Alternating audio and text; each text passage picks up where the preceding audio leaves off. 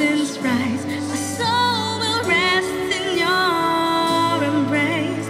For I am yours, and you are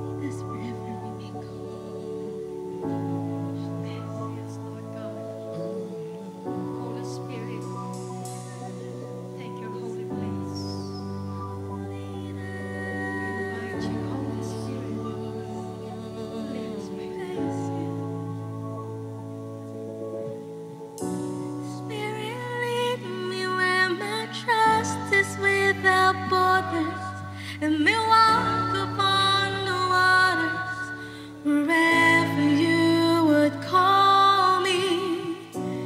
Take me deeper than my feet could ever wander, and my faith will be made stronger in the presence of my Savior. Spirit, lead me where my trust is without borders. Let me walk upon the waters wherever you would call me.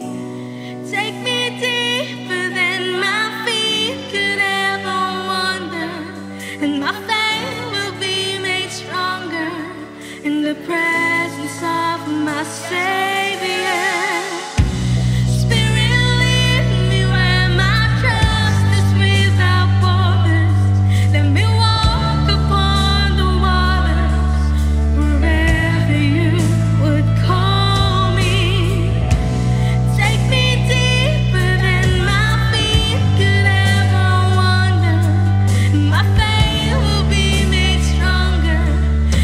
Presence of my Savior.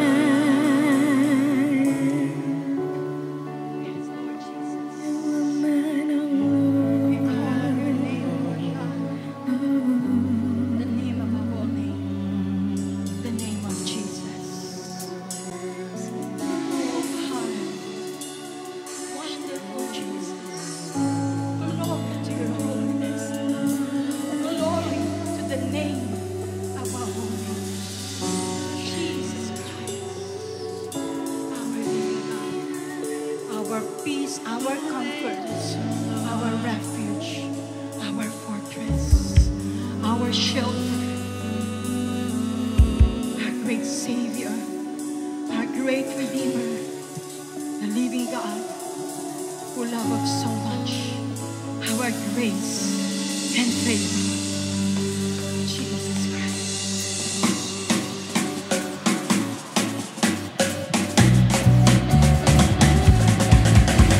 Oh, you are God, and we lift you up. We keep singing, we keep praising, we won't stop giving all we got, 'cause you're worthy of all glory. Oh, there is no other, 'cause you are forever.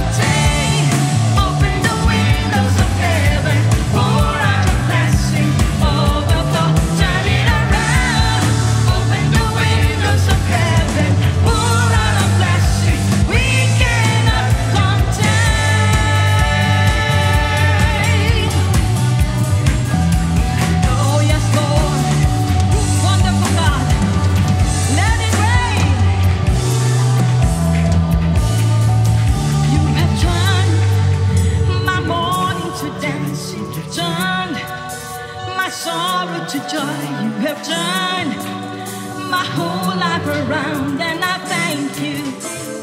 Thank you, Lord. You have turned my mourning to dancing. You turned my sorrow to joy. You have turned my whole life around, and I thank you. Come on. Thank you, Lord. You have turned my mourning to dancing. You turned my sorrow to joy. You have turned my whole life around, and I thank you. Thank you, Lord. You have turned my mourning to dancing. You turned my sorrow to joy. You have turned my whole life around, and I thank you. Thank you, Lord. You have turned my mourning to dancing. You turned my sorrow to joy. You turned my life around. Thank you. Thank you. Turn it around. Open the windows of heaven. Pour out a blessing. Overflow. Turn it around. Open the windows of heaven. Pour out a blessing. We cannot contain. Open the windows of heaven. Pour out a blessing. Overflow. Turn it around. Open the windows of heaven. Pour out a blessing. We cannot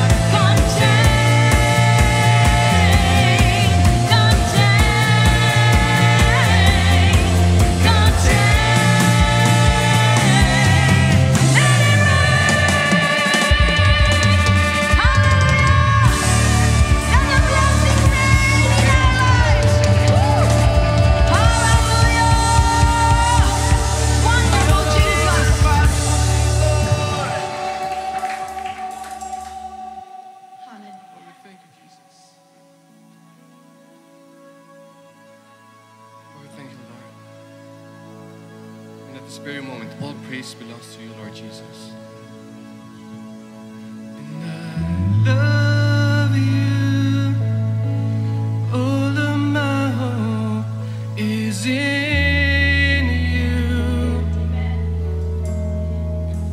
Jesus Christ, take my life, take all of me. Once again, sing it together. 'Cause I love you.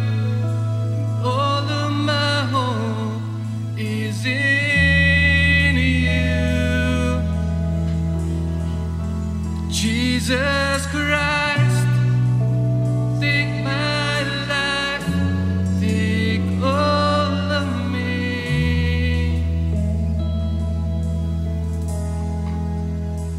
Take all of me. You broke the night like the sun. Fill my heart with your great love.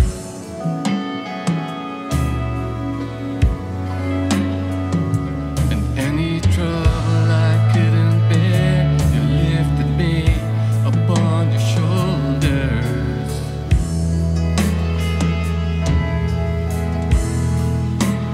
Love that's stronger, love that covers sin and takes the weight of the world. Come on, church, sing together.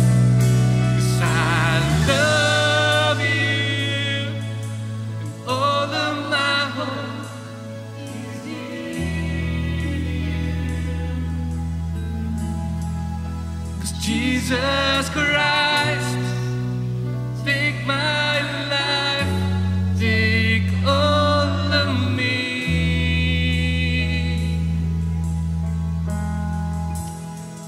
Take all of me. You stand on mountain tops with me. With you I walk through the valley.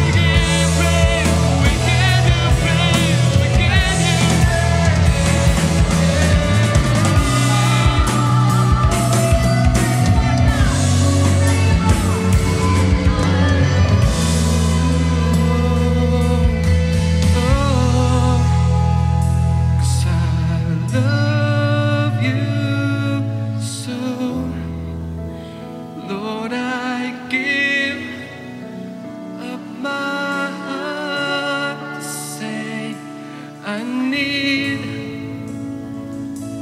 you so. You're my everything.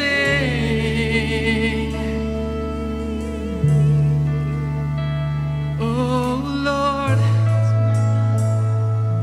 you're my everything, my everything. Oh Jesus, there's no one like you. Just worthy of all the praise.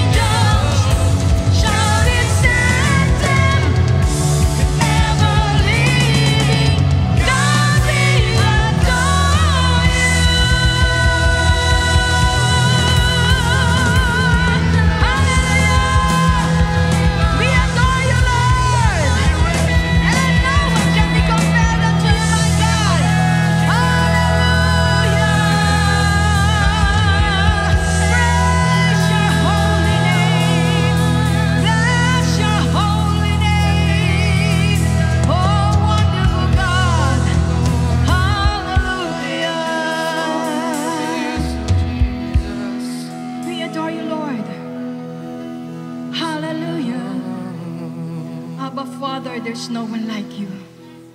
And no one can be compared unto you. No one can be compared to your goodness, to your greatness. No one can love us as much as you love us, O God. Wala pong maaaring kumpara sa pagmamahal mo sa amin. Walang maaaring pumantay sa iyong pagkalinga at pag-ibig para sa bawat isa sa amin. Kaya patuloy ka namin pinararangalan. Patuloy namin tinataas ang iyong matamis na pangalan, Panginoong Jesucristo. And we acknowledge your holy presence in our midst, O God. Maraming salamat sa presensya mo. Maraming salamat sapagkat alam namin, Panginoon, kasama ka namin sa aming kalagitnaan. At walang bagay na imposible sa iyo. Everything is possible unto you, God. Everything is possible to those who trust you, Lord Jesus. Hallelujah. Wonderful Jesus. Mangyari ang iyong banal na kalooban sa aming kalagitnaan. At pinagkakatiwala po namin ang aming buhay sa iyong mapagpalang kamay. Salamat sa pag-ibig mo. Salamat sa pagkakataong ipinagkakaloob mo sa amin. Salamat sa kalayaang sambahin at purihin ka. Salamat po, Panginoon. Tinitiwala po namin ang lahat sa iyo at pinararangalan ka namin sa aming kalagitnaan. Hari ng mga hari, Panginoon ng mga Panginoon, aming batong kanlungan na maaaring sandigan, aming Diyos na banal at dakila sa lahat. Sa iyong papuri at parangal, ang lahat ng kaluwalhatian, ang lahat ng karangalan, sa matamis na pangalan ng ating Panginoong Jesucristo, ang lahat ay magsabi ng Amen! Woo! Praise God! Sige po, makakaupo muna po tayo.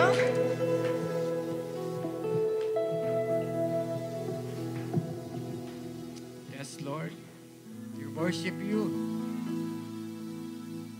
That your name, hallelujah, be exalted. Salamat, Panginoong Diyos. Salamat po aming Ama. Itaas po namin ang iyong banal na pangalan sa lugar na ito.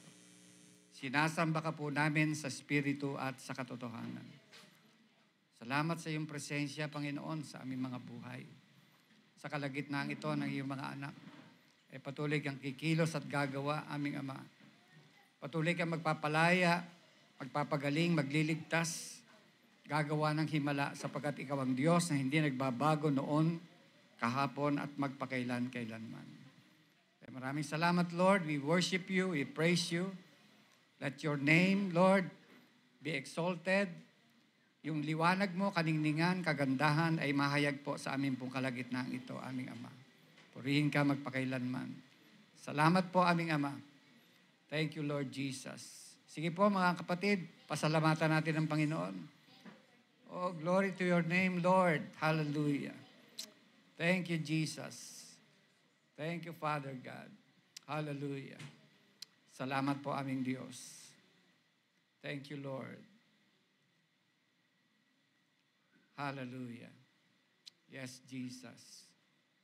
Have your way, Lord. Ang banal mo Espiritu ang kumilos sa aming pong kalagitnaan ito, Panginoon. Hallelujah. Thank you, Jesus. Hallelujah. Thank you, Lord. Everything, Lord, is in your name. Hallelujah. Sa pangalan mo lamang, Panginoong Jesus. At salamat sa tagumpay na binigay niyo na po sa amin. Yes, Lord. Hallelujah. Thank you, Jesus. Thank you, Lord. In Jesus' name we pray. Amen and amen. Amen and amen. So, napakasarap sumamba sa Panginoon. Amen. Individually, tayo po ay sumasamba. Hallelujah. Pagka tayo umaawit, no? Ating pong itinutuon yung ating pong puso, yung ating isipan sa Panginoon. Na siya pong nagmahal sa atin, na siya pong nagligtas sa atin, nagpatawad sa atin. So napakahalaga po yan sa ating pong Christian life, no? Sa ating pong mga buhay. Amen? So individually po yan, mga kapatid. Kaya ang presensya ng Panginoon ay nasa ating mga puso. Amen? Anytime we can worship God. Kahit na po ano ang ginagawa po natin. Basta looking unto Jesus lang po tayo. Amen? Itingnan natin si Jesus. Siya po yung may akda, the author of faith, the author of life, the author of change. Everything comes from Him. Amen? Lahat ng bagay ay galing po sa Kanya. Siya po ang gumawa, Siya po ang nagbigay, Siya po nagpala sa atin. Kaya po ang ating pong ginagawa sa lugar pong ito ay patungkol lamang sa ating Panginoong Jesucristo. Amen? So tayo pong lahat ay may mga iba't pong kalagayan, iba't ibang sirkumstansya.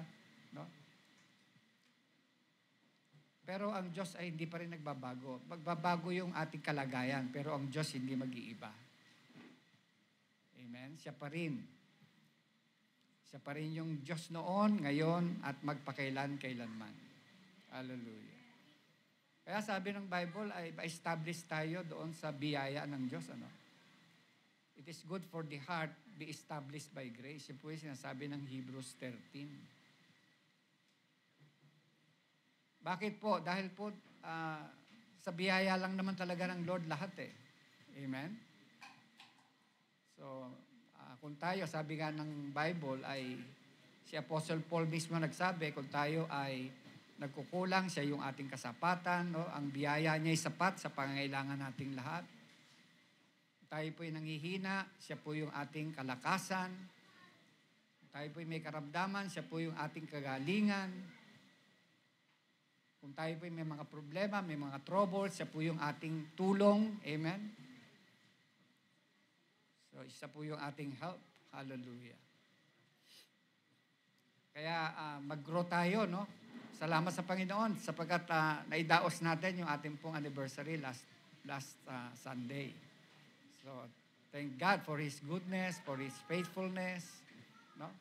For His grace na patuloy na nireveal na ng Diyos sa atin, patuloy na marireveal, mahahayag na mahahayag, sapagkat kinahabagan talaga tayo ng Panginoon, kinaawaan. Amen? So, dahil ito doon sa ginawa ni Jesus sa cross, ano, yun po yun talaga pinaka-foundation ng ating belief, ng ating faith. Because we heard this gospel, the gospel of truth, and we believe in our hearts that we receive freely, no, from God, na meron na tayong tinanggap sa Panginoon when we begin to accept Jesus, when we begin to believe in Jesus, ay meron na po tayong tinanggap. Amen? Tinanggap na po natin yung pong mga kasaganaan ng biyaya. Ngayon po ay na-connect na tayo sa Panginoon. Amen? Tayo po ngayon ay mga anak na ng Diyos dahil kay Kristo. We are now in union sa Panginoong Jesucristo. Kaya nagkaroon na ng changes sa buhay po natin. Amen? May nangyari na sa spirit po natin. Kaya yan po yung kailangan na talagang mahayag at ma-reveal sa atin. At ito po ay nanggagaling talaga sa salita ng Diyos. No?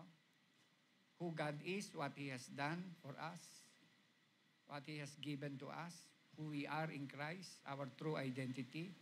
So dapat po ay talagang, yan nga yung prayer ni Apostle Paul na mabuksan yung ating po mga spiritual understanding.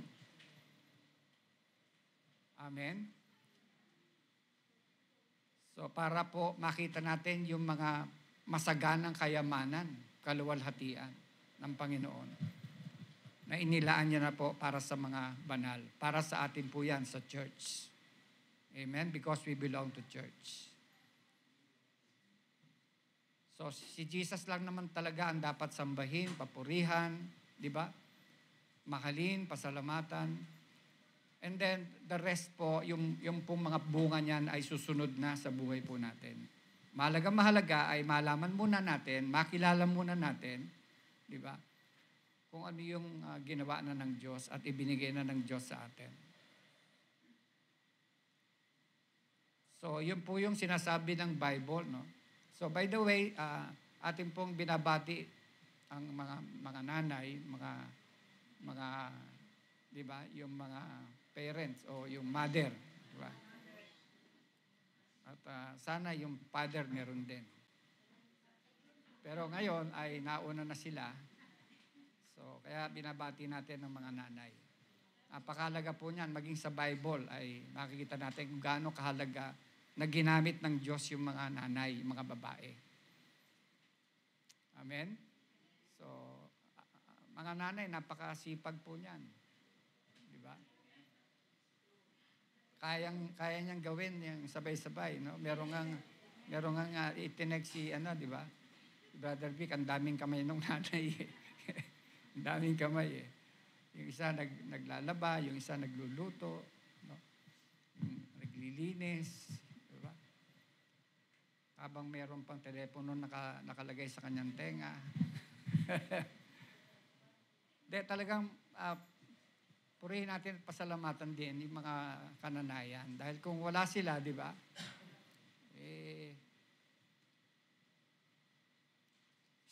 Naalala ko nga si Mary, di ba? Sa gospel. So talagang totoong nangyari na si Mary ay talagang ginamit ng Panginoon, ginamit ng Diyos sa pamamagitan ng anghel. Sinabi sa kanya ng anghel, huwag kang matakot, Maria, sabi. Sapagkat nakasumpong ka ng biyaya sa Diyos. Ang sabi, narito, maglilihi ka sa iyong tiyan at manganganak ka ng isang lalaki at tatawagin mo ang kanyang pangalang. Kaninong pangalan? Jesus. Siya magiging dakila at tatawaging anak ng kataas-taasan. At sa kanya'y ibibigay ng Panginoon Diyos ang luklukan ni David na kanyang ama. At siya'y maghahari sa angkan ni Jacob magpakailanman. At hindi magkakawakas ang kanyang kaharian. So yan po yung nakarecord sa Bible. Sinabi nga ni Maria sa anghel, paano mangyayari ito? Sa ako'y hindi nakakakilala ng lalaki. Sumagot yung anghel, sinabi sa kanya, bababa sa iyo ang Espiritu Santo at liliman ka ng kapangyarihan ng kataas-taasan, kaya naman ang banal na bagay na ipapanganak ay tatawaging anak ng Diyos. So si Mary po ang ginamit. Diba? Kaya nagkaroon tayo ng Pasko. And then si Elizabeth, na yung kamag-anak ay naglihiri naman ng isang lalaki, anak na lalaki, sa kanyang katandaan. At ito, ang ika-6 na buwan niya na dati tinatawag na baog. Ito po yung si Elizabeth. So miracle din po yung pagkakaroon niya ng baby.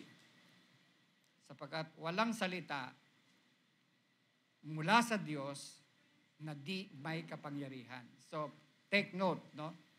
Pansinin natin ang word na ito, sapagkat walang salita mula sa Diyos na di may kapangyarihan. Kaya kahit na imposibleng bagay ay magiging posible. Sapagkat walang anumang bagay na mahirap sa Panginoon.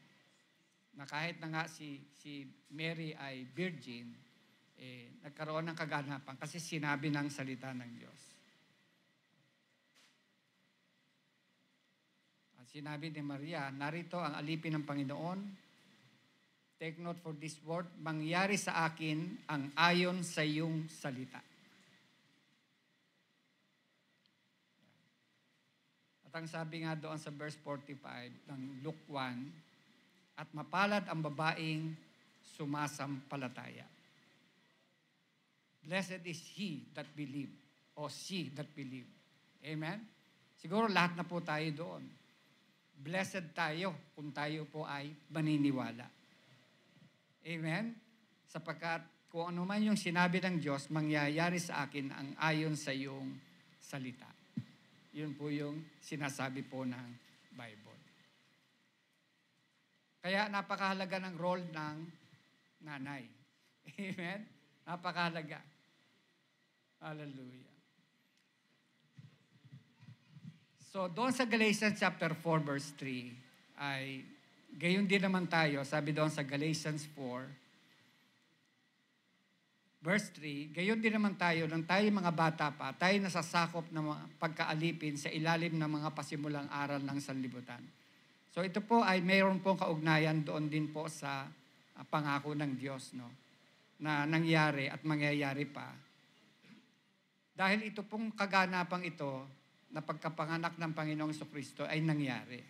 So meron po napakahalagang kapahayagan dito.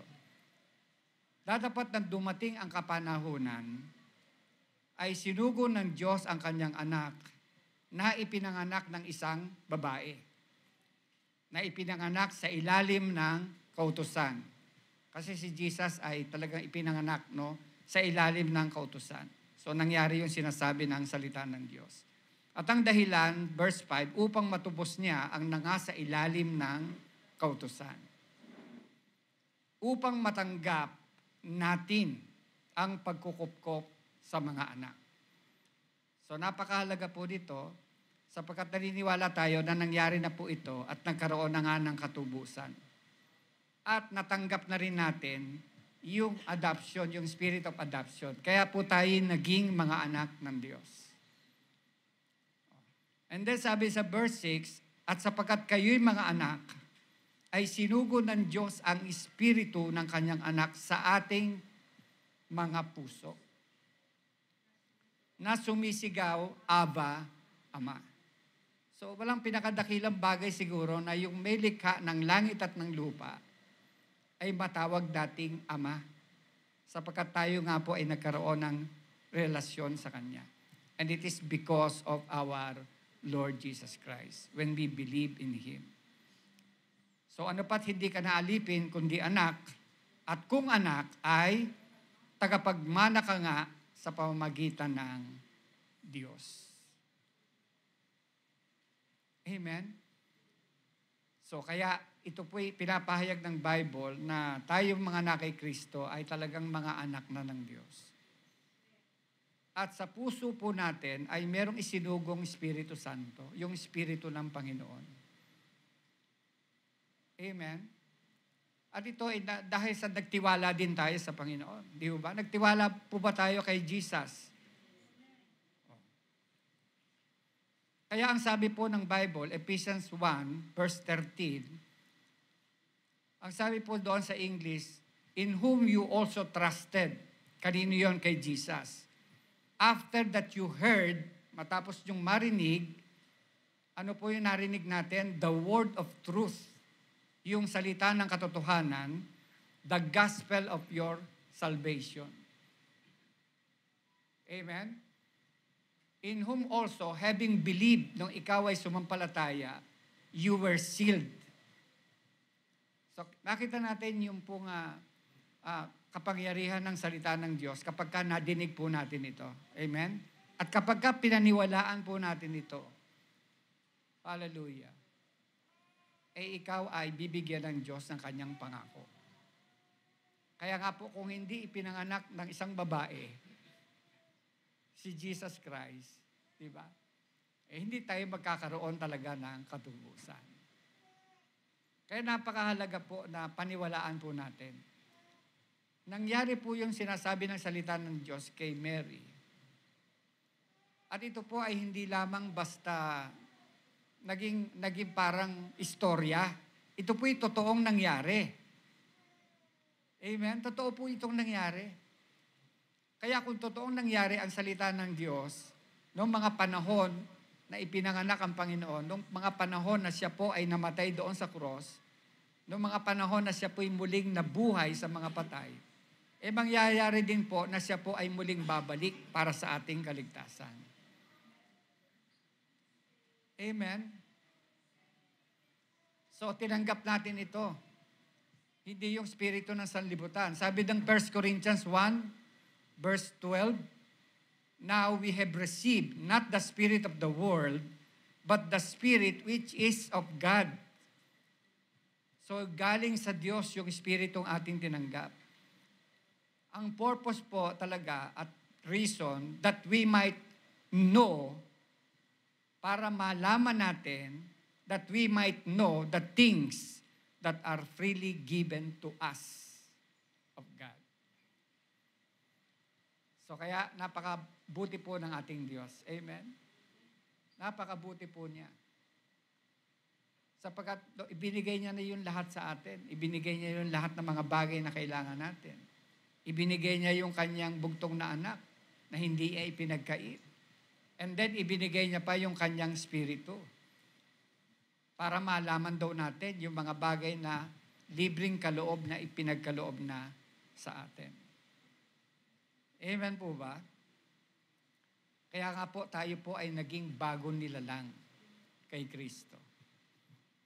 Naniniwala ka ba na ikaw ay new creation na? Ikaw ay bagong tao na sa Panginoon? At ito po yung merong matter na sinasabi po ng Bible. Kasi kung maalala nyo, pinag-aaralan natin yung dalawang covenant, di ba? Yung Old Covenant at saka yung New Covenant.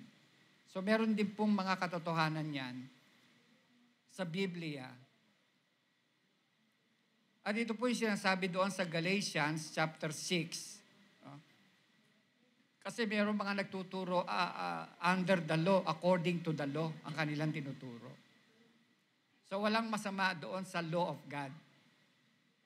Pero pansinin natin at unawain na ngayong panahong ito ay wala na tayo doon sa ilalim ng lumang tipan.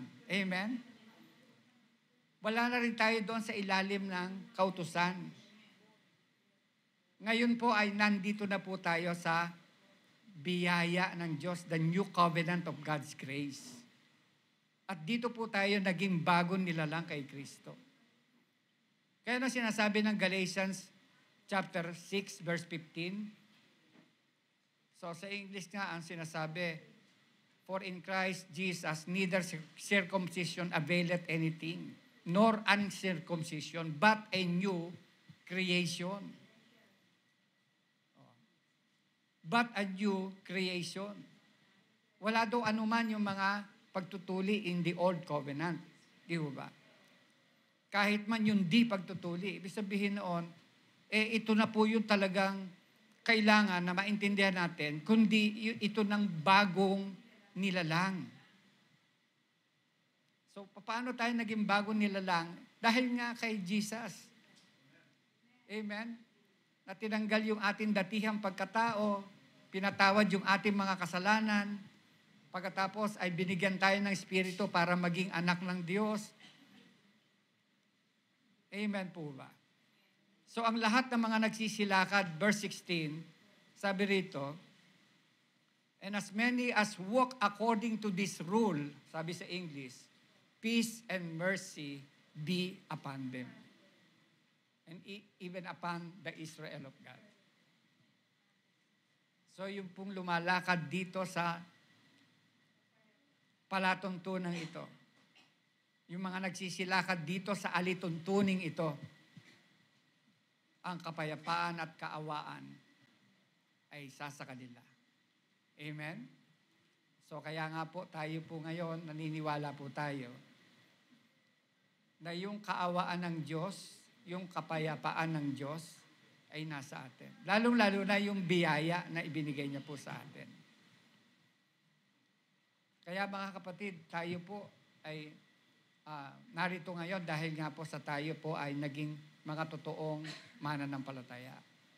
Tayo po ay narito ngayon dahil naniwala tayo sa sinasabi ng salita ng Diyos na nangyari din sa buhay po natin. Amen? Kaya pag nagkaroon tayo ng ganitong uri ng kapahayagan na mangyari ayon doon sa mga pangako ng Diyos, mangyari din ayon sa iyong pananampalataya. Kasi napakahalaga ng faith. Amen? Kaya sinasabi ni Paul, sabi niya, ako'y naparito hindi doon sa mga enticing word na nanggaling doon sa sariling karunungan ng tao. Kundi yung dala-dala ko ay yung salita ng Diyos. Amen? Yung salita ng Diyos na gumagawa sa inyo ng mga nagsisisampalataya. Kaya napakahalaga ng paniniwala at pananampalataya natin. Na yan po ay walang iba kundi si Jesus, ang ating Panginoong Jesucristo. Na siya po talaga yung salita na nagkatawang tao. So, makita natin yung kabuuan ng buong Biblia, ang salita ng Diyos, na ito ay walang iba kundi si Kristo na nagkatawang tao. Amen? Dito natin makikita ang espiritu ng katotohanan. Kapag ipinapahayag na si Jesucristo ay nagkatawang tao. At yan ang ibig na ibig ng Diyos. Sapagkat nangyari na po yung kanyang kalooban na tinapos na ginawa ng Panginoong Jesucristo eh. Di ba? It is already done eh. It is already finished. And all we have to do is to believe and to accept what everything na binigay ng Panginoon sa atin freely, libre. So yung spirito hindi nakikita. Di ba? Hindi siya nakikita. Pero ito po ay realidad, katotohanan na sumasa atin. Kaya napakahalaga nung paniwalaan natin, tayo anak ng Diyos, tayo makakatawag na sa Diyos, sa Ama, di ba? We can come boldly into the throne of grace and we will receive mercy. So napakahalaga po niyan, mga kapatid. Kaya ang pinipreach na sinasabi ni Paul ay hindi yung sarili, kundi ang pinipreach, even tayo ngayon, ang pinipreach po natin ay si Jesus Christ, ang Panginoon, na siyang napako sa krus at muling nabuhay. Sapagkat ang Diyos daw ay mag-command ng light para mag-shine doon sa darkness, no? Ito rin po yung liwanag na sumisilang, nagsashine sa ating mga puso na nagbibigay ng liwanag, amen, nagbibigay ng kaunawaan, nagbibigay ng katotohanan doon sa liwanag na walang iba kundi si Kristo na tunay na liwanag na siyang kaluwalhatian ng Diyos. Amen? Kaya yung kaluwalhatian ng Diyos, ito po yung si Kristo na dumating sa atin. Kaya kapag naintindihan po natin yan, hindi tayo maliligaw, hindi tayo mamamali. Kasi yung centrality ng ating message ay si Jesus Christ lang. It is not by works. No? Hindi ito sa pamamagitan ng ating mga gawa. Ito po ay kaloob ng Diyos. At meron tayong treasure dito sa 2 Corinthians, naalala nyo, sa 2 Corinthians chapter 4, verse 7, sabi doon sa English, but we have this treasure in earthen vessels.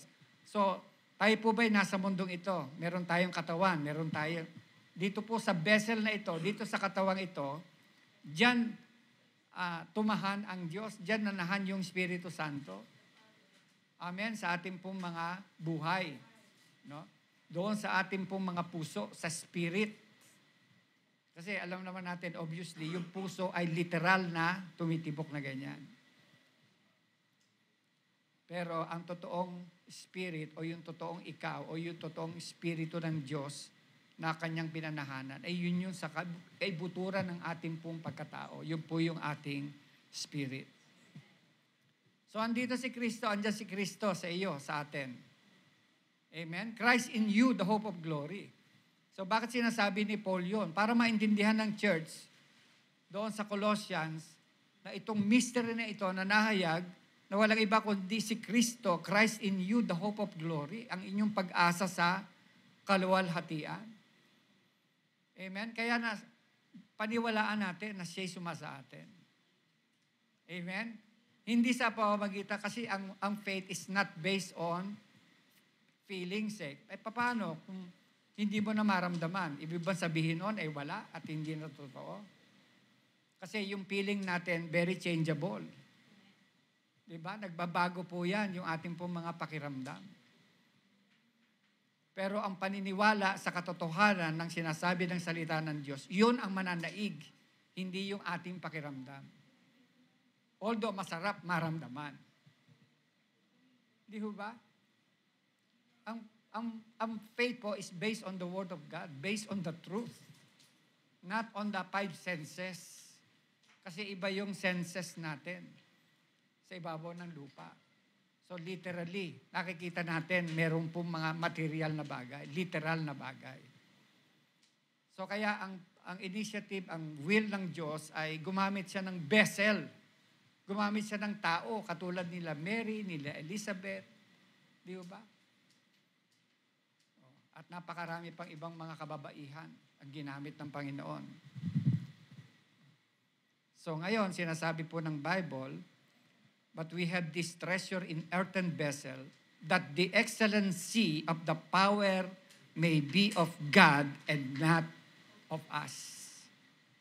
2 Corinthians chapter 4.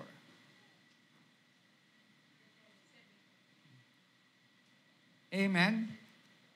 So kahit na ganoon, sinasabi ni Apostle Paul, we are troubled on every side, sabi niya sa verse 8, yet not distressed, we are perplexed, but not in despair.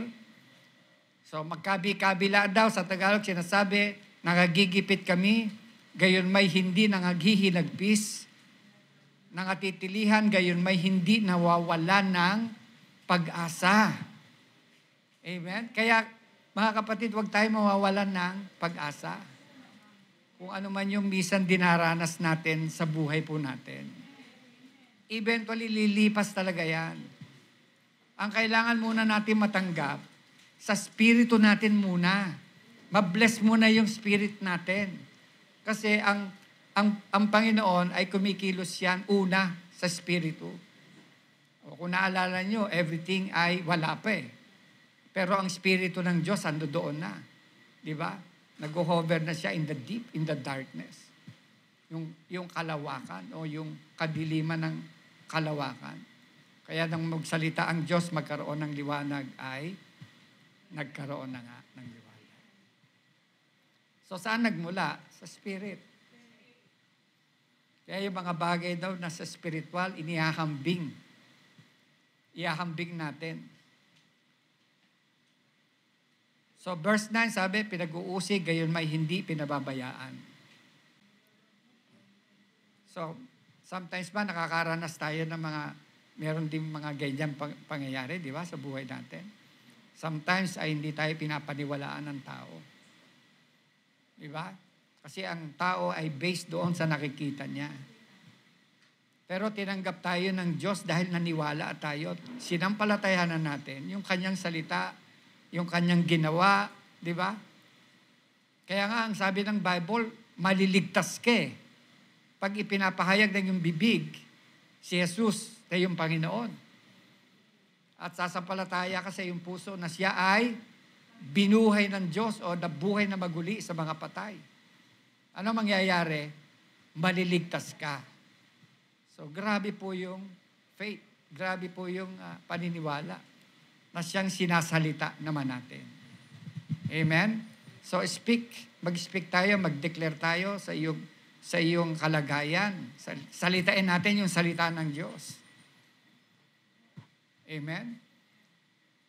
At huwag tayo mag-expect ng parang magic yan na parang biglang-bigla. No. Kailangan talaga meron tayong paniniwala na kahit hindi natin nakikita, di ba? Ay may nangyayari na o may nangyari na sa Espiritu. Kasi nauna na ang Diyos doon. Amen? Nauna na ang Diyos sa lahat eh. Kaya everything has been provided na eh. Kaya pag nalaman natin kung ano yung yaman meron tayo, mapapakinabangan natin yan. Yan po yung alituntunin na magkakaroon talaga ng kapayapaan sa iyong puso. Amen? Yung kaawaan. Alam nyo, talagang ang Diyos talagang mahabagin lahat, maawain eh. Amen? Paano niya pinakita yung habag at yung awa at yung pag-ibig niya sa atin? Nung tayo mga mahihina pa, nung tayo mga makasalanan pa, di ba? Si Kristo'y namatay. Nung tayo mga makasalanan pa. So ganito ipinakita ng Diyos yung kanyang kahabagan. Kaya kasi alam ng Diyos na kapag ka naka-base doon sa sarili nating strength, sarili nating work, hindi natin kaya. Kaya walang tao na makapagliligtas sa kanyang sariling kakayanan, sa kanyang sariling gawa. Amen? For it is by grace you have been saved through faith. Through faith in Jesus Christ. No, it is not of our works, hindi ito sa pamagitan ng gawa natin. Para walang sino man ang magmupuri. So ito'y kaloob ng Diyos. Amen? Kaloob ng Diyos. Biyaya po yan ng Diyos by faith. Kaya anong sulat ni Apostle Paul kay Philemon sa chapter 1 verse 6, di ba? that the communication of your faith will become effective o effectual. O that the sharing, sa ibang translation kasi, communication eh. Tingnan niyo po itong word na ito. Sabi diyan, that the sharing of your faith may become effective. Paano magiging effective yung pag-share natin ng ating faith? By the acknowledgement of every good thing which is in you in Christ Jesus. Very powerful word. Na ma-acknowledge natin yung lahat ng mga mabubuting bagay na meron tayo kay Kristo, na ibinigay sa atin ni Kristo. Ibinigay sa atin ng Diyos, freely given. Di natin pinaghirapan, di ba? Kaya nga tinatawag na biyaya kasi kaloob ng Diyos. So pag binigay ang kaloob, hindi mo na babayaran yan. Halimbawa, may nagregalo sa iyo. Brother James, binibigyan kita ng kaloob na ito. Halimbawa, ay isang television, for example. Binibigyan kita ng kaloob na ito. Kaya lang, babayaran mo siya ng 100 pesos a month. So, hindi na free yun. Kasi may babayaran ka pa eh. Di ba? Pero ang Panginoon, binayaran niya ng lahat. Ginawa na at tinapos na doon sa cross. Kaya wala ka nang ibabayad pa doon. Magiging bunga na lang, di ba? Magiging bunga na lang ng iyong kaligtasan, yung iyong gagawin. Kaya kinakailangan mo nang maligtas ka. Yan ang totoong Kristyanismo, naligtas ka, kaya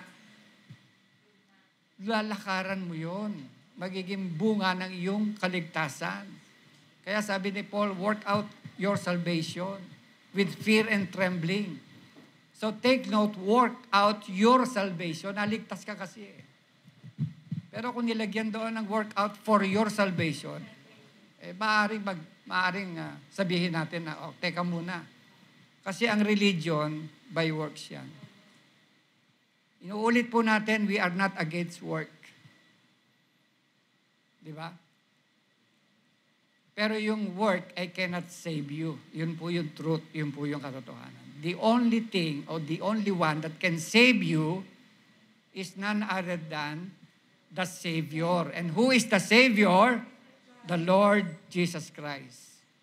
He is the way, the truth, and the life. And no one will come to the Father except through Him. Kaya alam ng Diyos, hindi natin kaya kahit sa sarili nating kakayanan, sarili nating gawa. Kaya nahabag siya sa atin, minahal niya tayo, kaya ibinigay niya na yung kanyang bugtong na anak na si Jesus, na ipinanganak ni Virgin Mary, ng isang babae.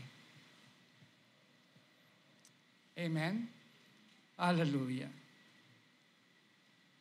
So balikan natin yung 2 Corinthians chapter 4. Sa verse 10,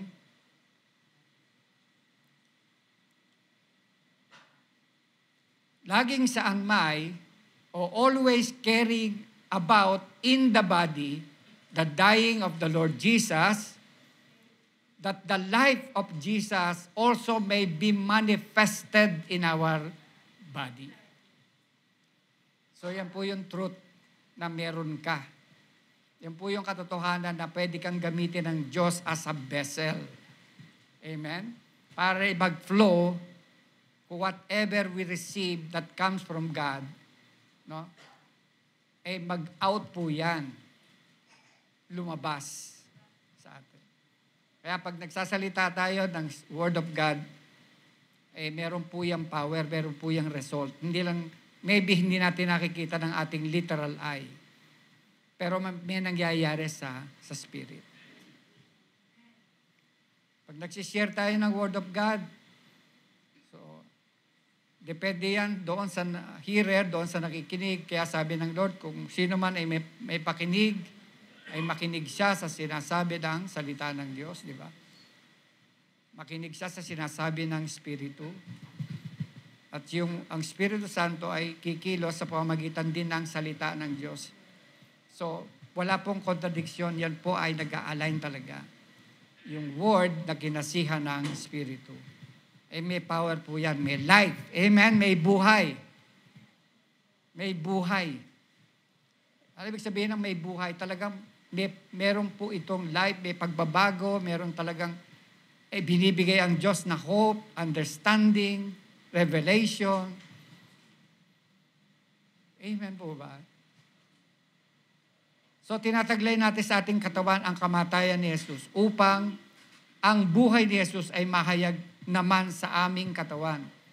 So sabi ng iba, hindi, si Pablo lang yan. Meron siyang binanggit na ami. And I believe, amen, na yung church ay entitled po dyan because you are in Christ. Kaya pag nakita natin yung word na in Christ sa Bible, entitled ka dyan. Kasama ka dyan, tagapagmana ka dyan. Amen, biyaya mo yan. Kasi kung paano nangyari kay Adan, di ba, kay Adan na siya'y sumuway, yung kamatayan ay dumaloy, naghari sa mga tao, dahil ang kabayaran ng kasalanan ay kamatayan, kaya lahat ng tao ay nahawa, nagkaroon ng kamatayan. Pero nung tanggapin naman natin si Jesucristo ay nagkaroon tayo ng panibagong buhay. So binuhay yung patay nating katawa o patay nating kalagayan. We are dead to sin. O dead in sin. Because of sin, we are dead. Pero nung dumating ang totoong buhay, sino po yun? Si Jesus Christ, ang totoong tinapay ng buhay na galing sa langit. Nung dumating siya, amen, tayo po ay nagkaroon ng buhay. Kaya si Jesucristo ang salita ng Diyos na nagbibigay buhay. Kaya kapag kinakain natin ang Word of God, nagbibigay buhay po yan sa atin. Hindi lang po yan karunungan na nanggagaling sa tao. Yan po'y karunungan na nanggagaling sa Diyos. Amen? Sapagkat si Kristo mismo ang karunungan natin. Siya mismo ang kapangyarihan na sumasa atin. The power of God and the wisdom of God. So ito po yung power ng cross. Ito po yung power ng gospel. Amen? So kaya sa mga last days na to, di ba, magkakaroon ng talagang pagliligtas ng Panginoon, magkakaroon ng harvest, magkakaroon ng awakening, magkakaroon ng restoration. So, gagamitin ka ng Diyos. Pwede kang gamitin ng Diyos yung availability mo. Amen? Diba? Kung paano nahahayag yung truth sa iyo. Kasi si Jesus po, at sabi ni Jesus, tila sa John chapter 14, magagawa nyo rin ang lahat ng mga ginawa ko. Masigit pa rito ang inyong gagawin sapagkat ako'y paroroon na sa Ama. Pero bibigyan kayo ng isa pang mga aliw, yun nga yung Holy Spirit, nasa sa inyo magpakailanman. Amen? Siya yung magtuturo sa inyo. Siya yung gagabay sa inyo. Siya yung magpapaalala sa inyo ng lahat ng aking mga salita, yung mga sinabi, ang Panginoon. Kaya ako po yung naniniwala na tayo pong lahat ay dinala ng Panginoon sa lugar pong ito. Tayo pong lahat ay tinawag ng Diyos sa kaligtasan. Amen? Paniwalaan lang po natin na totoo ang salita ng Diyos. Paniwalaan natin na totoo yung nangyari doon sa cross. Amen? Kaya hindi po ito, tulad ng binanggit po natin, hindi po ito istorya, ito po yung katotohanan na talagang naganap. Amen? Napakarami nagpapatotoo doon sa pinangyarihan ng mga katotohanan sinasabi po ng Bible. Kaya paniwalaan natin ng Biblia ang salita ng Diyos. Amen? At mangyari yung kanya pong mga pangako, yung mga promises ng Lord sa ating pong mga buhay. Hallelujah. Thank you, Lord Jesus. Kaya lagi nating isaisip, lagi nating i-practice, no? Gawin yung sinasabi ng salita ng Panginoon. Na sinasabi po ng Apostle Paul, yung tinanggap niya sa Panginoon, ibinabahagi ko naman sa inyo. Referring doon sa communion po yan. Sa 1 Corinthians nakalagay po yan. Amen? Na lang si Jesus daw ay matapos ipagkanulo, di ba? dumampot ng tinapay doon sa mga kanyang mga alagad, pinamahagi sa kanyang mga alagad. Hallelujah. Amen. So kaya ginagawa natin itong nagpipira-piraso ng tinapay. Kaya po, yun po yung ginagawa ng early church. Di ba? Nabasa na po natin yan. Na yung ginagawa ng early church, yung nangyari po sa kanila after na sila ibabaptize ng Holy Spirit, namalagi sila doon sa aral ng mga apostol. O meron akong tanong sa inyo, ano ba ang aral ng mga apostol? Meron ba silang ibang inaaral? It's all about Jesus. It's all about the cross, the death, the resurrection of the Lord Jesus Christ. It's all about the coming of the Lord, the second coming of Jesus. So doon umiikot yung kanila pong aral, yung mga apostol. Kasi alam nila na nung dumating na si Jesus, amen, nagkaroon na ng pagbabago, nagkaroon na ng bagong tipan. Kaya nagkaroon na ng bagong nilalang. Amen, tayo po yung mga bagong nilalang. New creation. Hallelujah. Kaya yun ang mga ginagawa nila. Ano po? Nagpe-fellowship sila. 4 po yung ating pong mga pinag-aaralan. Aral ng mga apostol, yung fellowship, pagsasama-sama, yung pagpira-piraso ng tinapay, at pananalangin. Napakahalaga po niyan sa church o sa ating pong mga individual na buhay. Amen? Sapagkat yan po yung naging bunga ng ating relationship sa Diyos. We call, di ba? We come boldly into the throne of grace. Kaya nga, throne of grace, binanggit po doon sa Hebrews 4:16. Kasi meron na tayong tagapamagitan, si Jesucristo na doon sa kanan ng Ama. At siya po yung talagang nagdala ng biyaya sa atin. Amen? Siya po yung puspos ng biyaya at ng katotohanan. Hallelujah. Kaya dala-dala po natin yan sa ating po mga katawan. Amen? Dala-dala natin yan sa ating mga buhay. Hallelujah. Thank you, Jesus. Thank you, Lord God. Tayo pong lahat ay tumayo. Father God, maraming salamat po. Kami po ay darako, Panginoon. Dito po sa pagtanggap po namin, Lord, sa iyong katawan at dugo. Ito po ay nagre-represent lamang, Lord, na sinabi mo sa iyong salita na sa tuwing kami magkakatipon, gawin namin ito bilang pag-alala po namin sa iyo. Aming Ama, sa oras pong ito, sa bawat sa po sa aming narito, Panginoon, magkaroon ng kapangyarihan ito sa aming mga buhay at maging sa mga kapatid namin at sino man po nakatunghay sa amin ngayon, Panginoon. Dalangin ko po, Lord, na kumilos ka makapangyarihan sa kanila. Ama, ang iyong salita na walang iba kundi ang aming Panginoong Kristo at pagkasa ng iyong banal na Espiritu ay dumaloy sa buhay ng bawat isa. Idinedeklara namin, ipinapahayag namin ang kaligtasan ng buhay ng bawat isa maging ng mga pamilya ng mga kapatid na ito. Salamat, Lord, sa miracle na iyong gagawin.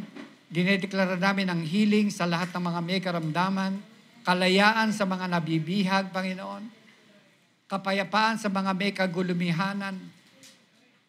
Bigyan mo ng karunungan, pag-asa, Panginoon, dulot ng iyong salita. Patuloy kang magligtas, tumawag ka, Panginoon, ng iyong mga anak, ng iyong mga kaluluwa na iyo pong inilaan sa kaligtasan. Kaya salamat, Lord, na ikaw ang sentro, ikaw po ang aming tinatanggap bilang aming tagapagligtas at Panginoon ng aming buhay. At wala nang iba, Panginoon. At salamat sa iyong katawan, salamat sa iyong dugo na inialay mo para sa aming lahat. Na ikaw, Panginoong Jesus, ang nag-alay ng iyong sarili, inoffer mo ang iyong buhay, nag-sacrifice ka, Panginoon, doon sa cross. At nagkaroon ng mga latay ang iyong katawan para sa aming kagalingan. Salamat, Lord, sa buhay na walang hanggan. Salamat sa iyong dugo, Panginoong Jesus, ang dugo ng walang hanggan tipan sa amin. Na kami nagkaroon ng katubusan sa pamamagitan ng iyong dugo, ang kapatawaran sa lahat ng aming mga kasalanan na ayon sa kasaganaan ng iyong biyaya. Salamat po aming Panginoon. Salamat sa kaligtasan na ibinigay mo na po sa amin. Kaya bilang pag-alala po namin sa iyo, Panginoon, niluluwalhati ka po namin, pinupuri, pinapasalamatan. Lahat ng karangalan, aming Ama, ay tanggapin po ninyo sa pangalan ng iyong anak na si Jesucristo na aming Panginoon. All glory belongs to you, Father, in Jesus' name. Amen and amen and amen.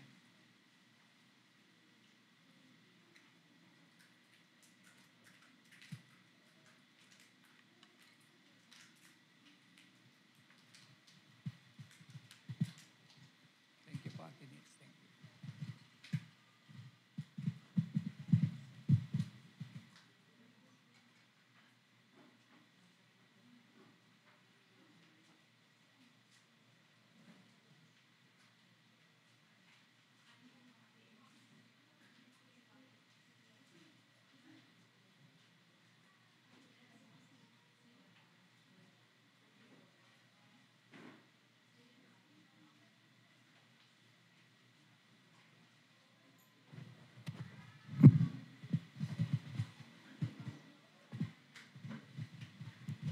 Praise God. Amen. Na-bless po ba tayo ng kanyang salita? Amen. Ito po ay nagbigay sa atin ng refreshment, di ba? Ng refreshing. At ito po ay, sabi nga po, nagbigay sa atin ng panibagong lakas. Amen. Praise God. Kaya alalahanin po natin lahat ng mamubuting bagay na ipinagkaloob na sa atin ng ating Panginoong Jesus. Amen. Praise God. Kaya nga po, sabi po, we could hope against hope kasi meron po tayong Diyos na buhay. Amen. At nabubuhay magpakailanman. Ngayon po, ay darako po tayo, sabi po sa Word, to remember the Lord thy God, for it is He who gives us the power to produce wealth. Amen. Praise God. So ngayong hapong ito po ay patuloy po tating aalalahanin ang kabutihan ng Diyos na nagbigay sa atin ng kakayanan, ng talento, ng kapangyarihan, ng anointing to produce wealth. Amen. Nakala po natin lahat ng mga bagay normal lang. Amen. Pero pag nakilala po natin ang ating Panginoong Jesus, amen, ay doon po natin na-realize na, oo nga, ang lahat ng ito ay dahil mula sa napakabuting Diyos. Amen? Na hindi lang ang ating pong health, ang ating pong talents, ang ating pong lakas, ang ating panahon, ang lahat yan ay hindi atin. Ang lahat yan ay binigay lang sa atin ng Diyos. Amen? Kaya po kung we realize at naunawaan po natin at nagkakaroon tayo ng revelation ng ating Panginoong Jesus, ay nagkakaroon po tayo ng increased knowledge. Amen? Ng mga bagay, mabubuting bagay na ginawa sa atin ng Diyos. That's why, naalala po natin siya. At bakit po kailangan natin alalahanin ng Diyos? Because things are, we thought, are so natural. Amen? Pero pagka inalala mo ang ating Diyos, then it's become supernatural. Na ibig sabihin po, ang lahat ng ito ay hindi lamang po pala dahil tayo ang may kakayanan, kundi tayo po ay blines, inanoint ng Diyos upang tayo po ay makapaghanap buhay o tayo po ay mapagpala. Amen. Praise God. At kasi po, sometimes pagka talagang we are so blessed, nakakalimutan natin na ang lahat ng ito ay mula sa ating Diyos. Amen. But if we remember God, katulad po nito, sa ating pong pagsasama-sama, sa ating fellowship, when we honor God, we remember God. Amen. When we honor God with our blessings, with the first fruit of our increase, ano po nangyayari? We remember Him. Amen. We honor and remember Him. Praise God. Ito po, at kapag ito po ay patuloy po na nagkakaroon tayo ng increased revelation, ano po ang nangyayari? Blessings upon blessings, favor upon favor, ang dumadagdag sa atin. Why? Because binabalik po natin ang kapurihan at karangalan sa ating Diyos. Amen. Kaya yung pagbibigay po natin, it's not just an ordinary that you give to the church, but you are giving to the Lord. Amen? Na siya naman pong ginagamit ng church upang patuloy pong magkapag-carry on ng mga activities ng church. Amen. Praise God. At tingnan niyo po, kapag tayo po ay tapat, higit na tapat ang ating Diyos. Amen? Because we cannot outgive God. And God uses every time that we sow seed na mag-increase and multiply our harvest so that we could have a bountiful harvest. Kasi po, yan din po ang nais ng Diyos. We wish above all things that thou prosper, be in health, even as your soul prosper. Amen. Zoe life po ang binigay sa atin ng Diyos. Amen. And as we give glory and as we give honor to our God, then nagkakaroon po ng multiplication of every blessing. Hindi lamang po isang sa material na bagay. Every blessing that we have in Christ Jesus. Amen. Praise God. Kaya po, i-appropriate na po natin yan. So today, as we remember God, as we honor Him sa ating pong pagbibigay, ay patuloy nga po na magkaroon tayo ng kagalakan because God loves a cheerful giver. Amen. Praise God. So sige po, itaas po natin ang ating mga ipagkakaloob at pasalamatan po natin ang ating Diyos na nauna nang nagbigay ng mga pagpapalang ating pong ine-enjoy sa ating buhay. Aming Ama, maraming pong salamat. It is your good pleasure that you see your children excel in everything, O God. Kaya po, salamat po, Ama, dahil sa pamagitan po ng aming Panginoong Jesus, ay pinagpala mo na po kami ng lahat ng uri ng pagpapala in the heavenly realms in Christ Jesus. And Father, narito po ang katapatan ng iyong mga anak who cheerfully gives to you, O God, na ino-honor ka at inire-remember ka sa pamagitan po ng pagbibigay, O God. Salamat po. Patuloy nga po na increase mo po ang anointing, multiply the talents and anointing of your children, Lord, to produce wealth, O God. Sapagkat ikaw nga po ang nagbigay sa amin ng Zoe life, O God, upang makita po at maranasan at ma-enjoy ang buhay na pinagkaloob mo po sa amin.